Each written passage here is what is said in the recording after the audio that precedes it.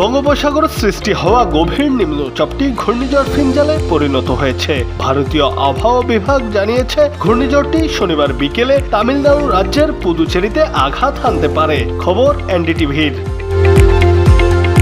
এনডিটিভির প্রতিবেদনে বলা হয়, সাইক্লোন ফিনজাল কারাইকাল ও মাম্বালাপুরম দিয়ে তামিলনাড়ু উপকূল অতিক্রম করবে। ওই সময় বাতাসের গতিবেগ 70 থেকে 80 কিলোমিটার এবং ঝড়ো হাওয়ার বেগ ঘন্টায় 90 কিলোমিটার পর্যন্ত হতে পারে। শুক্রবার আইএমডি জানিয়েছিল দক্ষিণ পশ্চিমাঞ্চলীয় বঙ্গোপসাগরের গভীর নিম্নচাপটি গতকাল দুপুর 2:30টায় ঘূর্ণিঝড়ে রূপ নিয়েছে। ওই সময় ঝড়টি পুদুচেরি থেকে 270 কিলোমিটার পূর্ব উত্তর পূর্ব এবং চেন্নাই থেকে 300 কিলোমিটার দক্ষিণ পূর্ব দিকে অবস্থান করছিল।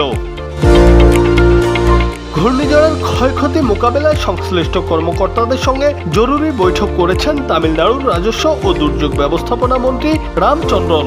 এছাড়া তামিলনাড়ু, পুদুচেরি, চেন্নাই, তিরুভাল্লুর, চেঙ্গলপাট্টু, কাঞ্চিপুরম, ভিলুপুরম, কাল্লাকুরিচি ও কুড্ডুলোর জেলায় রেড অ্যালার্ট জারি করা হয়েছে।